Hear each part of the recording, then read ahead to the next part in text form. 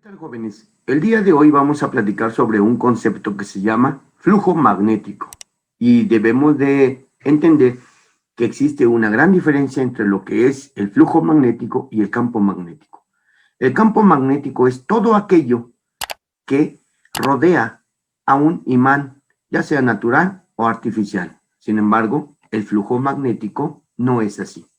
Aquí podemos ver un imán y podemos observar también las líneas de inducción magnética, que son todas las líneas que salen de un imán. ¿Sí? Eso se llama campo magnético. Y siempre van a rodear al imán.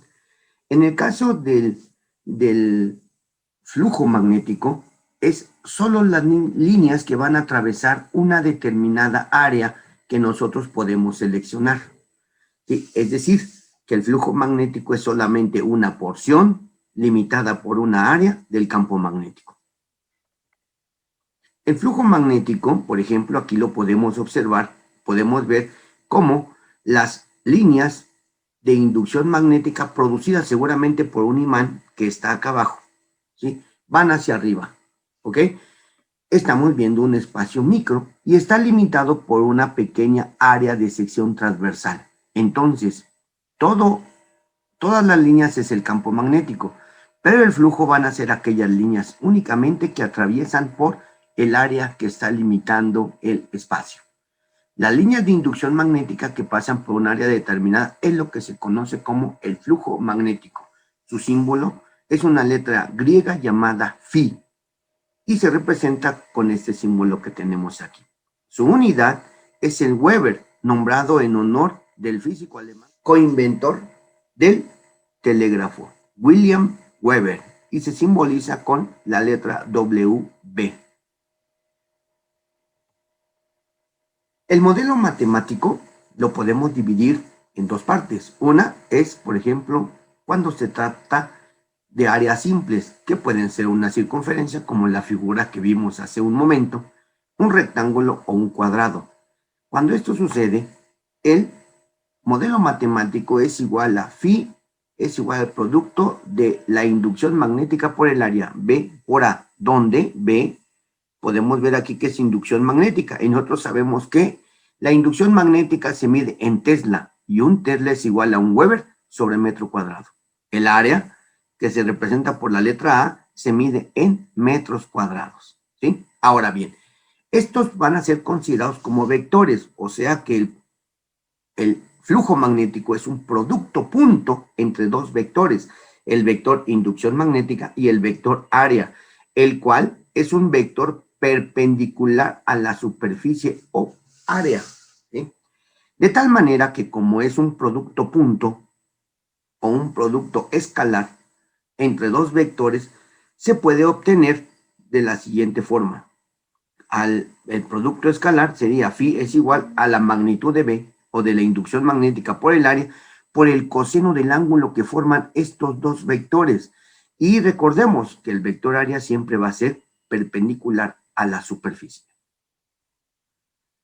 Cuando tenemos áreas complejas, por ejemplo, las que podemos observar en la figura, entonces necesitamos de una integral, ya que vamos a tener diferentes parámetros, una integral y una diferencial de área. Podemos decir que por cada de estos puntos de la superficie va a pasar una línea de inducción magnética, como lo muestra, por ejemplo, esta figura o esta otra figura.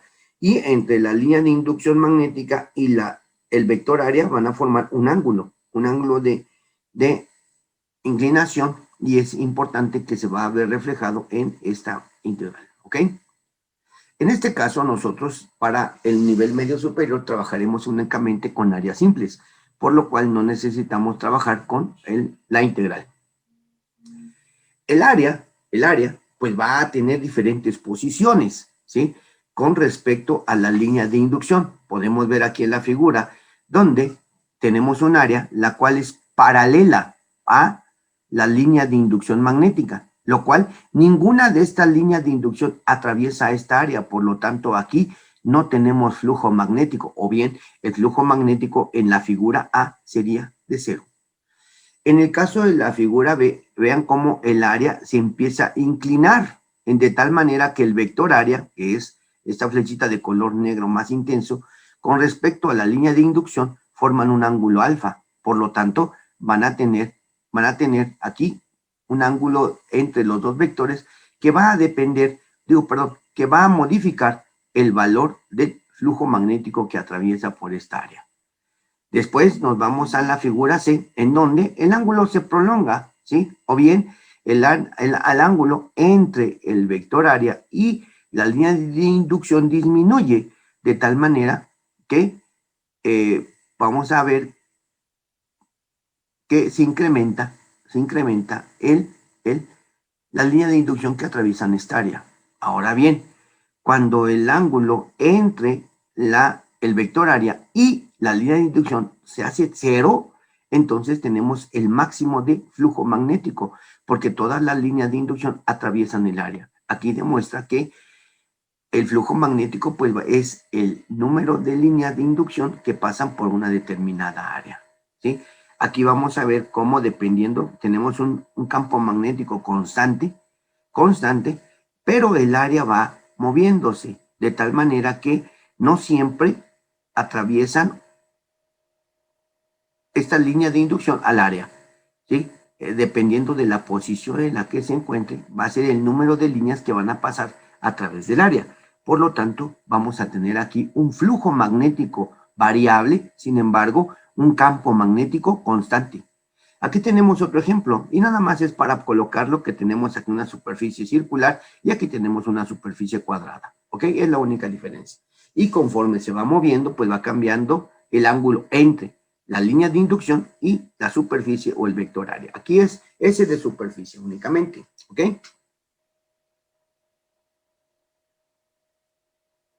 Una forma de utilizar el flujo magnético, bueno, pues se puede presentar mediante esta ecuación. ¿Sí? Aquí tenemos una problemática. Nos dice que tenemos un campo magnético uniforme de 250 militeslas y es producido por un imán que se encuentra en el aire. Las líneas de inducción son horizontales, como se observa aquí en la figura, ¿ok?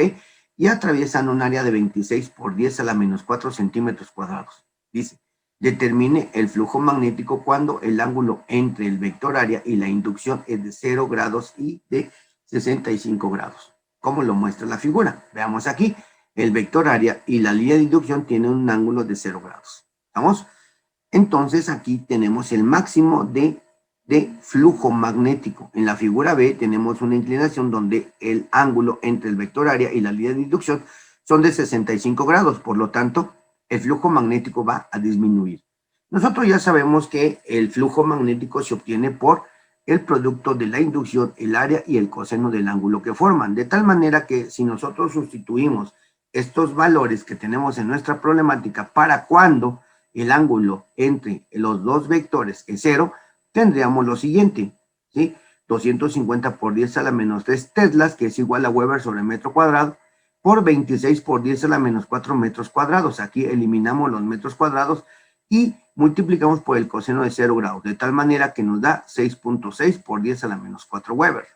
En cambio, si trabajamos ahora con la figura B, donde el ángulo vale 65 grados, la ecuación no cambia, sigue siendo exactamente la misma, pero al sustituir vamos ahora a colocar 65 grados, y esto va a ser igual a 2.74 por 10 a la menos 4 Webers. En el cálculo nos indica que tenemos una disminución del flujo en la figura B. ¿Por qué? Se ve claramente aquí en la figura que debido a la inclinación del área, menos líneas de inducción atraviesan el área, por lo cual tiene que ser menor el flujo magnético. Entonces, lo observamos desde la figura y lo comprobamos con el cálculo, ¿ok? Otro ejemplo podría ser, en este caso, aquí tenemos una figura donde tenemos un campo magnético, variable.